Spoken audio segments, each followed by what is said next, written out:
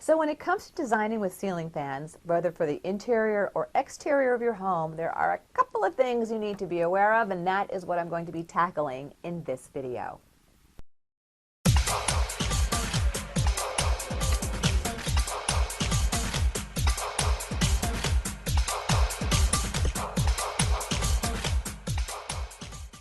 As we dive into ceiling fans, did you know that a ceiling fan in the interior of your home can reduce the perceived temperature in a room by up to 4 degrees? That's big if you have an upper space that just doesn't have good airflow, or if you are a walking hot flash.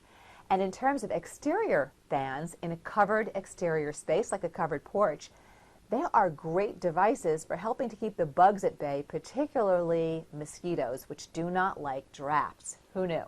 So those might be two reasons why you do want to move ahead with a ceiling fan. So when it comes to ceiling fans, you want to consider style, placement, and size. Style, well, here's what I'll tell you for now. The 4-blade fan has been replaced in terms of style with the 3-blade fan, which is more modern and sleek looking, or a 5-blade fan, which is really wonderful in transitional environments or traditional environments. Definitely pay attention to your finish color, make sure it marries well with the other elements in the space, and ask yourself, do I want this fan to stick out, or do I want it to just sort of fade away? Whether or not you do a light kit at the base, totally your choice.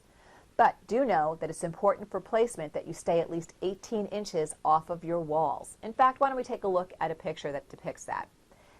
In this first image, you'll see that it's an exterior space. Due to its size, we have 2 ceiling fans. They are placed easily 18 inches off the wall for safety. In terms of finish, had I done a white fan here, they would have stood out like sore thumbs. Instead, I wanted them to fade into that stained ceiling, and I wanted them to marry well with the furniture, so I did do a very deep stain on those. Now, as far as staying 18 inches off the wall, here's an example where people get tripped up. This is called a wall clip. See that corner? That corner shows, because of a dormer window, it's an upper floor, it's an attic bedroom, but you might have dormers on your second floor as well. You have to make sure you're staying, for safety purposes, 18 inches off of walls and wall clips. Super important. And last note I'll show you, I don't know if you've seen one of these yet, but this is called a fandelier. Some people love them, some people hate them. But if you hate the look of an actual bladed fan, a fandelier is actually something that looks like a light fixture, but it has a very powerful small fan built into it. Believe it or not, that will power and cool that entire bedroom. And just in case you're worried about size, your fan size does need to relate to the room size that it's in. So if you have a room that's up to 75 square feet, you need a fan between 29 and 36 inches. If your room size is up to 175 square feet, your blade and or fan size needs to be 42 to 48 inches. If you are up to 350 square feet in a super big room, you need a fan between 50 and 56 inches in diameter.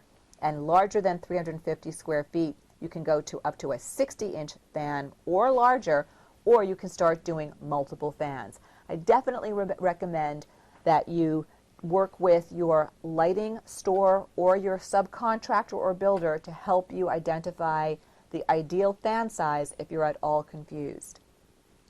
Last but not least, I want you to make sure that you know that if you're using an outdoor fan, make sure it is rated for outdoor use. Yes, you can't just take any fan and stick it into that covered porch.